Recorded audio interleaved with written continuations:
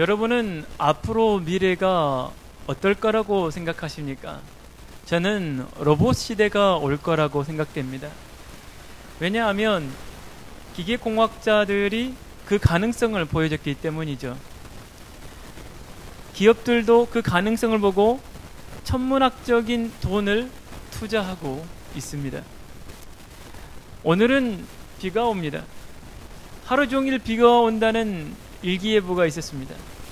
내일은 비는 오지 않지만은 구름이 잔뜩 낀다고 합니다. 일기예보는 어떻게 만들어졌을까요? 과거에 여러 자료들이 쌓이고 또 오늘의 구름의 모습을 보면서 일기예보가 만들어집니다. 그래서 일기예보는 예언이 아니고 예측이죠. 그런 여러 자료를 토대로 어떤 가능성을 이야기를 합니다. 그러나 성경에 있는 하나님의 말씀은 가능성을 가지고 예측을 한 책이 아닙니다.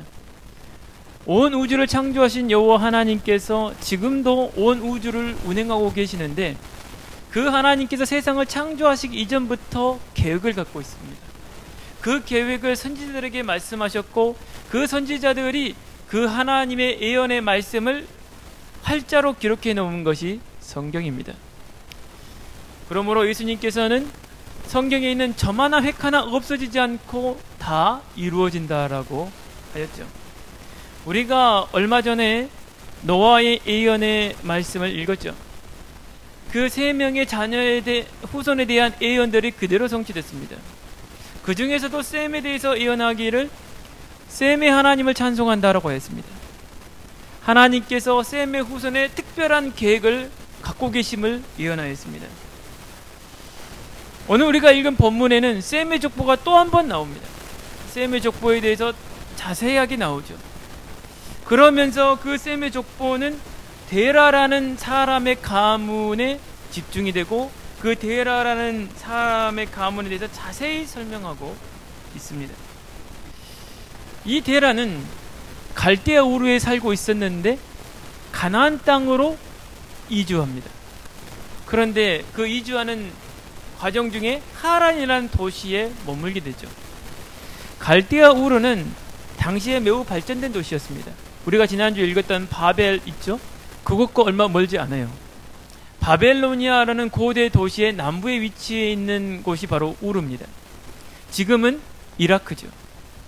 당시에 매우 발전되어 있는 이 도시에서 데라는 가나안으로 이주하려고 합니다. 그 이유는 몰라요.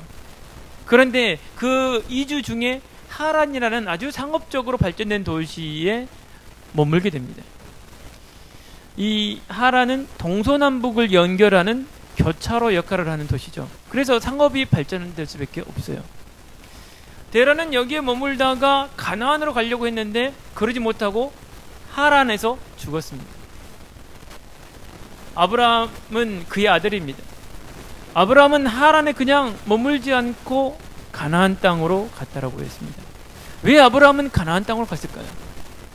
아버지가 가려고 했기 때문에 갔을까요? 굳이 그럴 필요가 있을까요? 당시 가나안 땅은 이름도 없는 곳입니다.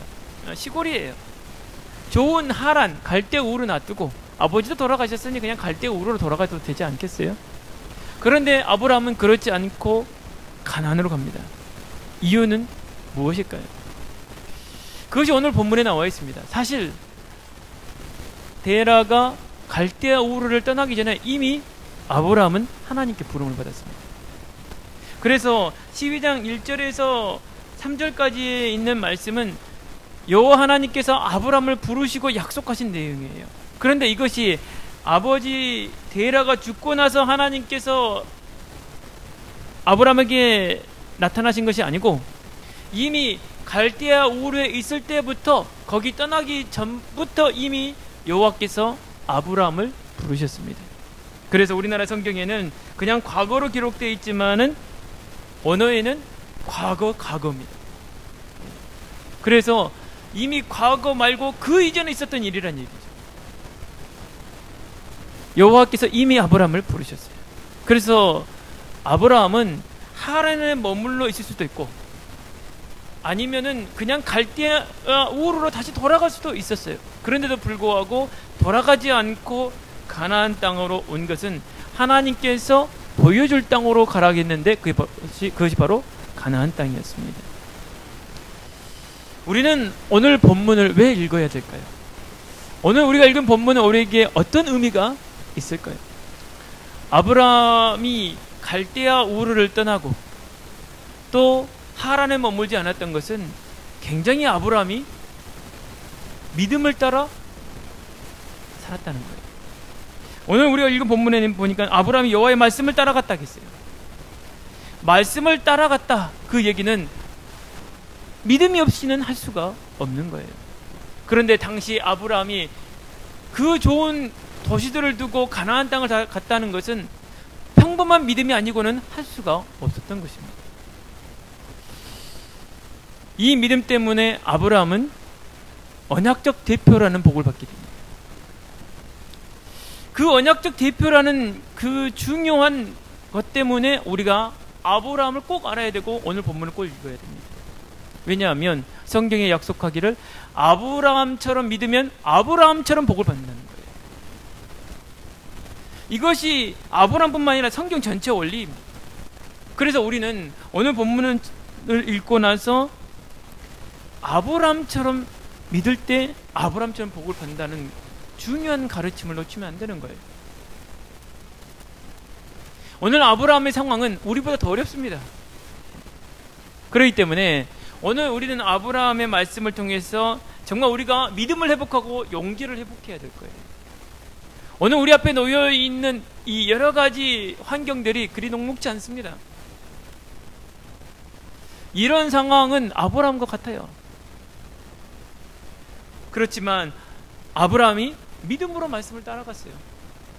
그랬더니 어떤 복을 받았어요? 하나님께서 아브라함에 약속하신 그 모든 것들이 아브라함에게 이루어졌어요. 그러므로 지금도 아브라함처럼 믿는 자는 아브라함처럼 복을 받는다는 거예요.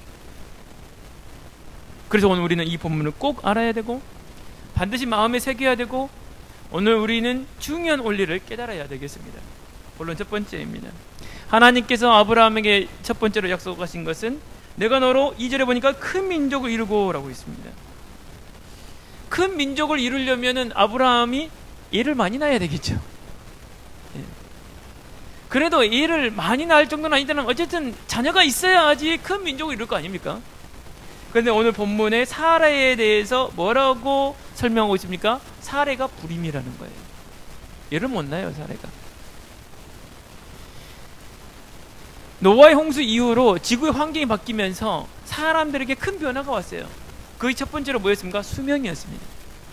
그러면서 오늘 본문에 보게 되니까 사람들이 그때부터 몇 살에 장가가고 애 낳는가가 나와요. 그전에는 몇 살에 애를 낳습니까? 막 100 몇 살, 막 150살 이럴 때 첫 애를 낳아요. 그런데 노아의 홍수 이후부터는 오늘 보면 보니까 다 30대 초반에 첫 애를 낳습니다. 그 얘기는 결혼을 더 빨리 했다고 볼 수 있겠죠. 바뀌었어요. 막 150살, 뭐 노아만 하더라도 500살에 첫 애를 낳지 않습니까? 그런데 노아 홍수 이후로는 사람들이 수명도 짧아졌고 그러게 되니까 장가 그리고 첫 아이를 빨리빨리 갖게 돼요. 거의 뭐 지금 수준에서 첫 애를 낳아요. 그런데 아브라함의 나이가 몇 살입니까? 75세입니다. 사라의 나이가 65세 아니면 66세예요. 그 당시에도 이미 늙었어요. 그런데 하나님 무슨 약속을 하시냐? 큰 민족을 이루겠다는 거예요. 그것도 불임인 여자를 통해서. 가능한 일입니까? 불가능한 일입니까? 불가능한 일이에요. 사례는 나이도 많을 뿐만 아니라 불임입니다. 여자로 말한다면 죽은 사람과 같은 거예요. 죽은 사람이 어떻게 일을 낳아요? 못 낳아요. 그런데 아브라함과 사례가 그 하나님의 약속을 믿었다는 거예요. 사람은 사람 수준은요 가능성이 보이면 믿습니다. 그렇죠? 근데 가능성이 보여요? 전혀 안 보여요. 그런데도 아브라함과 사례는 믿었다는 거예요. 하나님께서 그들의 믿음을 의로 여기셨다고 했어요. 로마서에는 믿을 수 없는 중에 믿었다는 거예요. 그게 믿음입니다. 우리 앞에 뭐가 가능성이 있어서 믿는 것은 믿는 게 아니에요. 성경에서 말하는 믿음은 그런 믿음이 아니고 믿을 수 없는 중에 믿는 것을 보고 믿음이라고 합니다. 지금 우리에게 뭐가 필요합니까? 아브라함과 사례처럼 불임인 그들에게 큰 민족을 이루겠다는 그 말씀을 믿는 그 믿음이 오늘 우리에게 필요한 거예요. 가능성이 안 보여요. 이것은 하나님이 누구신가를 설명해 주고 있습니다. 하나님은 생명의 주인이십니다. 아브라함과 사례는 여호와께서 생명의 주인심을 믿은 거예요. 여자로서는 죽은 자와 같은 그 여자 사례의 몸에서 새 생명을 잉태하시겠다는 거예요. 이거는 생명의 주이신 여호와만 할 수 있는 것입니다. 성경은 여러 군데에서 여호와는 생명의 주인이심을 설명하고 있어요. 아론 아시죠? 아론이 지팡이를 들고 다녔어요. 원래 이건 모세가 들고 다니던 것입니다. 양치면서 들고 다니는 것이죠. 지팡이는 어떤 겁니까? 살아있는 나무입니까? 죽어있는 나무입니까? 죽어서 마른 나무입니다. 그래서 지팡이에는 새순이 날 수가 없어요. 그런데 이 아론의 지팡이가 언약궤 안에 들어가 있어요. 언약궤에는 3개가 있죠. 만나가 담은 항아리와 또 십계명에 새겨진 돌판 2개와 아론의 지팡이가 들어가 있습니다. 아론의 지팡이가 왜 들어가 있을까요? 이것은 하나님이 어떤 분인가를 설명해 주고 있습니다. 그 아론의 지팡이에는 새순이 나와 있어요. 아론의 지팡이는 죽은 나무입니다. 죽어서 말랐어요. 그래서 새순이 날 수가 없어요. 여러분 지팡이에서 새순 나는 거 보셨습니까? 못 보셨을 겁니다. 무슨 말이냐? 죽은 나무에서 새 생명이 나옵니다. 하나님은 누구시냐? 생명의 주인이라는 것을 설명하고 있는 것입니다. 아브라함은 100세 때에 아들을 낳습니다. 그게 이삭이죠. 얼마나 귀하겠습니까? 근데 하나님께서 어느 날 아브라함에게 그 이삭을 하나님께 제물로 바치라는 거예요. 아브라함이 믿음으로 순종했습니다. 그게 사람이 가능한 일입니까? 자식을 어떻게 제물로 바칩니까? 근데 아브라함은 사람 수준이 아니에요. 믿고 하나님의 말씀에 순종해버렸어요. 아브라함이 이삭을 묻고 그를 죽이려고 칼을 들 때에 하나님은 그를 막았습니다. 히브리서에서 아브라함에서 뭐라고 얘기하냐면 아브라함이 이삭을 죽였더라도 하나님께서 다시 이삭을 살리실 줄을 믿었다라고 했습니다. 아브라함과 사례는 뭘 믿은 것입니까? 여호와는 생명의 주인이라는 거예요.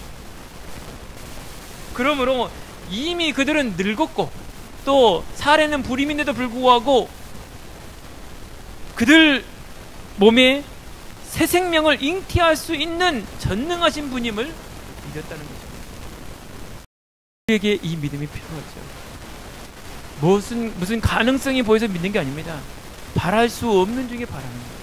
그게 믿음입니다. 여호와는 생명의 주인이십니다. 예수님께서 자신이 하나님의 아들이심을 증명하기 위해서 가는 곳마다 무슨 일을 하셨어요? 죽은 자를 살리셨어요. 생명의 주인이기 때문에 죽은 자를 살릴 수 있는 것입니다.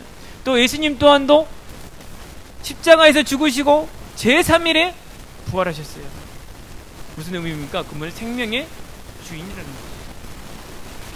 그래서 누구든지 예수를 믿기만 하면 허물과 죄로 죽었던 자들이 새 생명을 얻게 됩니다.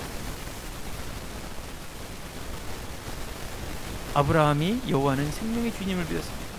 우리는 예수님은 생명의 주인 여호와 하나님임을 믿을 때에 오늘 큰 민족을 이루려는 이 역사가, 이 약속이 우리에게 이루어질 줄을 믿습니다.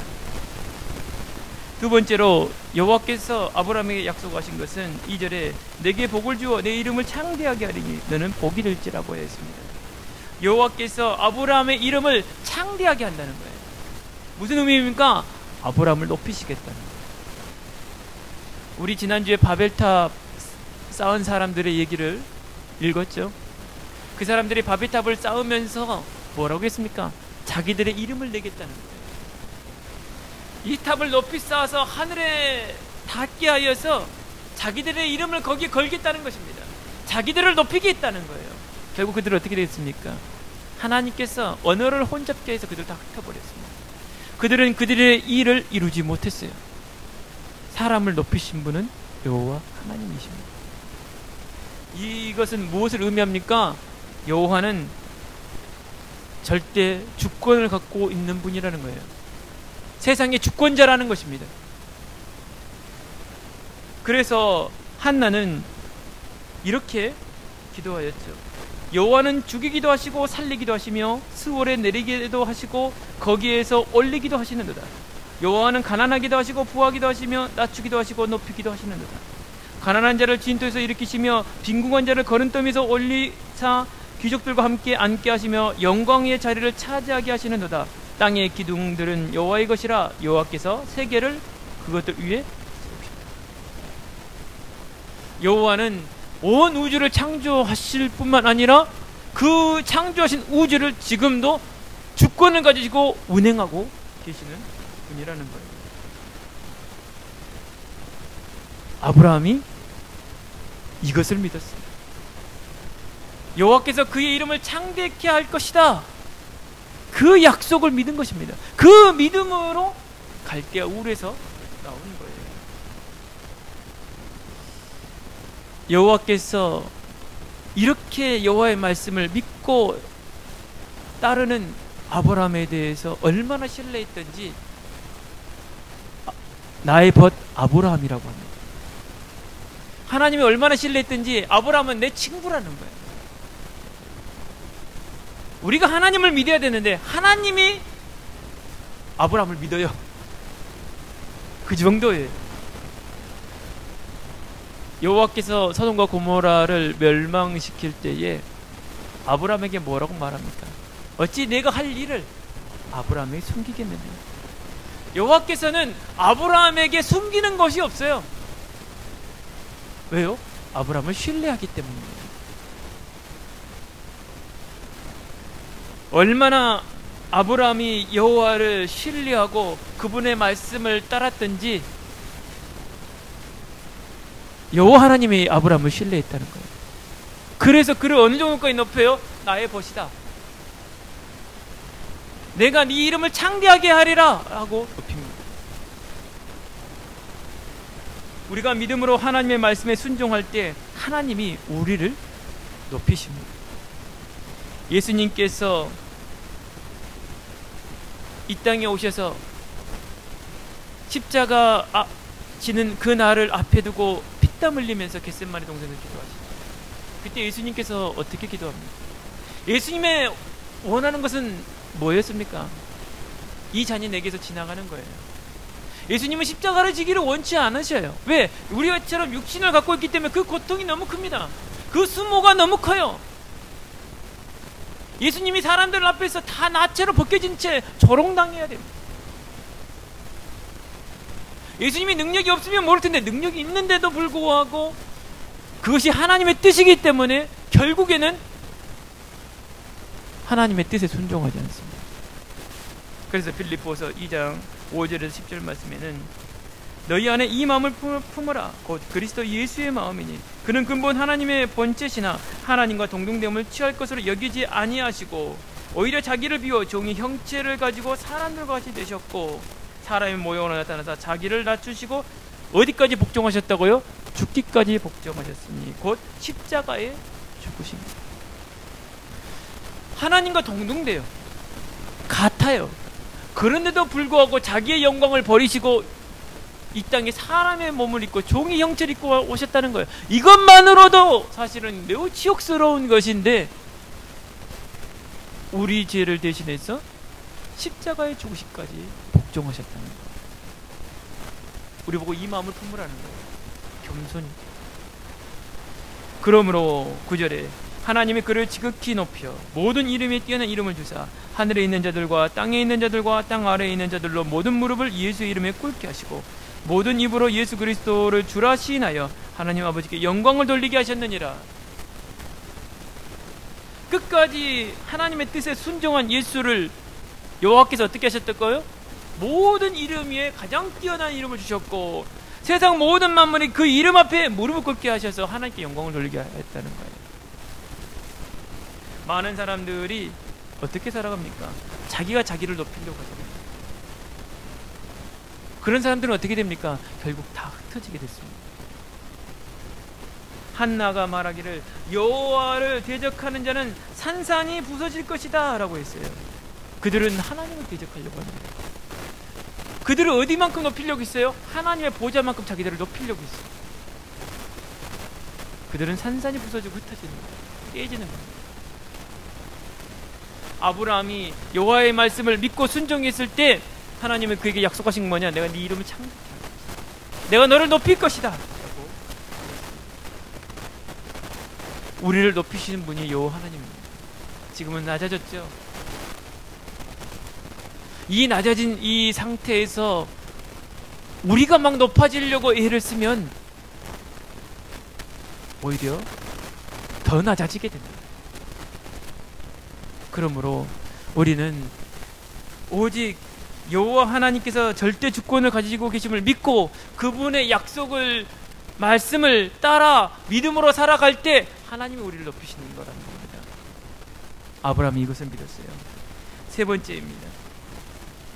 3절에 보게 되니까 너를 축복하는 자에게는 내가 복을 내리고 너를 저주하는 자에게는 내가 저주하리니 땅의 모든 족속이 너로 말미암아 복을 얻을 것이라 하신지라 했습니다. 언약적 대표라는 복을 받게 되었습니다. 사람들이 복받고 저주받는 기준이 뭡니까? 아브라함입니다. 아브라함에게 어떻게 했느냐에 따라서 하나님께 복을 받을 수 있고요, 하나님께 저주를 당할 수가 있는 거예요. 아브라함과 이삭과 야곱이 가나안 땅에 있으면서 사람들에게 어떻게 취급받았습니까? 사람들은 그들을 조롱하고요, 그들과 싸우고 그들의 것을 빼앗고 그들을 멸시하였습니다. 그런 사람들은 다 저주받았어요. 그러나 이들을 도와주고 이들을 위해서 기도한 사람은 어떻게 됐습니까? 하나님께 복받았어요. 왜 그렇습니까? 아브라함은 언약적 대표의 복을 받았기 때문입니다. 이것은 성경의 원리입니다. 예수님께서 제자들에게 뭐라고 말씀하셨습니까? 너희를 영접하는 자는 나를 영접하는 것이요 나를 영접하는 자는 나 보내신 이를 영접하는 것이라고 했습니다. 오늘 우리를 영접하는 사람들은 누구를 영접하는 거예요? 예수님을 영접하는 거예요. 예수님을 영접하는 자들은 누구를 영접하는 거예요? 예수님을 보내신 하나님을 영접하는 것이라는 거죠. 아브라함을 위해서 기도하고 아브라함을 도와주는 것은 곧 누구를 위해서 기도하는 거예요? 하나님을 위해서 기도하는 거고 하나님을 도와주는 거예요. 그렇기 때문에 그 사람은 복받는 거예요. 반대로 아브라함을 저주하고 아브라함을 해하려고 하는 자는 누구를 저주하고 해하는 거예요? 하나님을 저주하고 해하는 거예요. 그래서 그 사람은 하나님께 저주를 받는 거예요. 이것은 성경 전체의 원리입니다. 오늘 우리는 그리스도의 대사예요. 그렇기 때문에 우리를 영접하는 자는 그리스도를 영접한 것이고 우리를 해하려고 하는 자는 그리스도를 해하려고 하는 자라는 거예요. 사람들이 예수에게 어떻게 했습니까? 그를 조롱하고 때리고 온갖 치욕을 다 줬죠. 그것은 누구를 때리고 누구를 조롱하는 거예요? 여호와 하나님을 조롱하는 거예요. 그래서 예수님께서 이렇게 말씀하셨지 않습니까? 나를 본 자는 여호와를 보았느니라. 너희가 나를 믿지 않는 것은 하나님을 사랑하지 않기 때문에.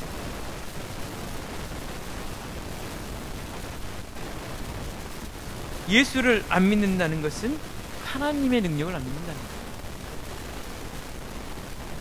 그래서 마태복음 10장 41절에 42절에 선지자의 이름으로 선지자를 영접하는 자는 선지자의 상을 받을 것이요 의인의 이름으로 의인을 영접하는 자는 의인의 상을 받을 것이요 또 누구든지 제자의 이름으로 이 작은 자 중 하나에게 냉수 한 것이라도 주는 자는 내가 진실로 너에게 이르노니 그 사람이 결단코 상을 잃지 아니하리라 하시니라. 이게 바로 언약적 대표. 하나님께서 이 언약을 누구와 체결하셨어요? 아브라함과 체결하셨어요. 그래서 아브라함처럼 믿는 사람은 아브라함처럼 복을 받는 거예요. 아브라함을 축복하는 사람은 그가 여호와께 축복을 받는 거예요. 왜? 아브라함은 언약적 대표이기 때문에. 여러분, 오늘 우리가 그런 사람입니다. 우리에게 냉수한 그릇을 대접하는 사람은요, 그 상을 잃지 않아요. 왜 그렇습니까? 우리를 그리스도께서 보내셨기 때문에. 아브라함을 부른 분이 누구예요? 여호와 하나님. 하나님께서 그 아브라함과 언약을 체결하셨어요. 그래서 아브라함을 축복하는 자는 그가 복을 받고, 아브라함을 저주하는 자는 그가 여호와께 저주를 받아요. 땅이 모든 족속이 아브라함 때문에 복받아요. 그게 바로 언약적 대표입니다. 오늘 우리를 통하여 많은 사람들이 하나님의 은혜를 체험하게 될 거예요. 왜요? 우리는 아브라함처럼 믿기 때문에. 오늘 이 복이 여러분들에게 회복되기를 바랍니다. 결론입니다. 아브라함은 부르심에 어떻게 순종했습니까? 그는 그의 본토 친척 아비집을 떠났습니다. 이것은 아브라함에 있어서 사회적, 경제적 안전의 기반이 되는 것들이에요. 근데 이것을 버리고 떠난 거예요. 여러분, 우리가 여호와 하나님의 부르심에 순종할 때에는 이 모든 기반들을 버리고 떠나가는 거예요. 우리는 이 얘기는 모든 사람을 무시하라는 얘기가 아니라 우리의 마음가짐이 이래야 된다는 거예요. 친척들 의지할 게 아니에요. 부모를 의지할 게 아니에요. 내 모든 사회적 또 경제적 기반이 닦여져 있는 곳을 떠나야 되는 거예요. 그런 마음이어야 되는 거예요. 이 얘기는 당장 어디를 떠나라 그 얘기가 아니라 우리가 영적으로 그렇게 떠나야 한다 이 말이에요. 세상 것 의지할 것이 아니라 오직 여호와의 말씀을 따라가야 된다 이 말이죠. 여호와께서 아브라함에게 약속하셨던 이 약속들은 언제 성취되느냐? 아브라함이 믿음으로 행할 때에 이 약속된 것들이 결과로 나타나게 되는 거예요. 그러므로 하나님의 모든 약속은 조건부예요. 우리가 믿음으로 행할 때에 그 약속들이 우리에게 성취됩니다. 그러므로 우리가 늘 믿음으로 살아야 돼요. 깨어있어야 돼요. 잠깐 생각 잘못하면 마음이 약해져서 사람에게 붙으려고 그래요. 조건에게 붙으려고 그래요. 세상 것에 붙으려고 그런다. 그래서 우리 늘 깨어서 우리는 무엇을 따라가야 되냐? 믿음으로 여호와의 말씀을 따라가야 돼요. 아브라함은 그 모든 기반들을 다 버리고 여호와 하나님의 말씀을 따라갔다는 거예요. 그래서 하란에 머물지도 않았고 하란에서 갈대아 우르로 다시 돌아가지도 않았어요. 가나안 땅으로 갔어요. 이 여호와의 이 모든 약속은, 아브라함에게 하신 이 모든 약속은 이미 예수님이 이 땅에 오심으로 성취됐고 지금도 성취되고 있어요. 이 약속이 어떻게 성취됐습니까?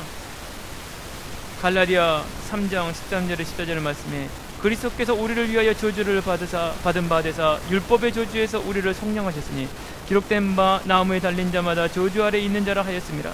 이는 그리스도 예수 안에서 아브라함의 복이 이방인에게 미치게 하고 또 우리로 하여금 믿음으로 말미암아 성령의 약속을 받게 하려 함이라 했습니다.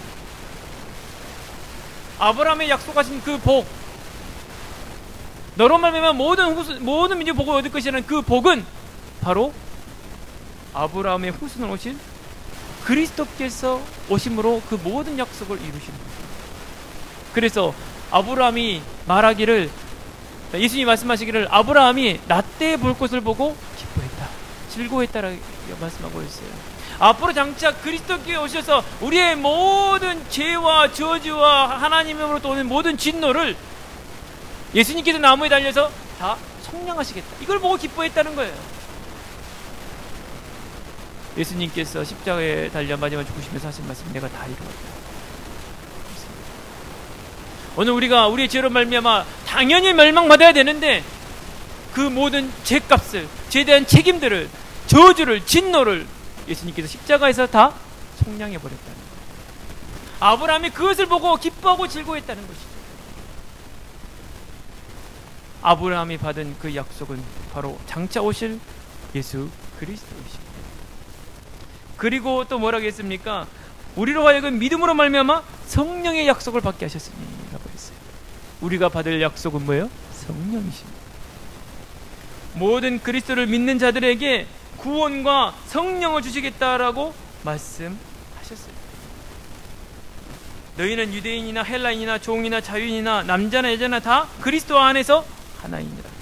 너희가 그리스도의 것이면 곧 아브라함의 자손이요 약속대로 유업을 이을 자이니라. 우리가 그리스도를 믿으면 어떻게 된다고요? 아브라함의 자손이라는 거예요. 그래서 약속대로 아브라함의 그 유업을 그대로 이어받을 것이다 라고 말씀하고 있죠. 여러분, 우리가 하나님의 약속을, 하나님의 부르심을 아브라함처럼 믿고 순종하게 되면 우리는 아브라함처럼 복을 받게 됩니다. 이번 한 주간 아브라함처럼 믿음으로 여호와의 말씀을 따라가시는 우리 올리브교회 성도 여러분들 되시기 주의 이름으로 축원드리겠습니다. 기도합니다.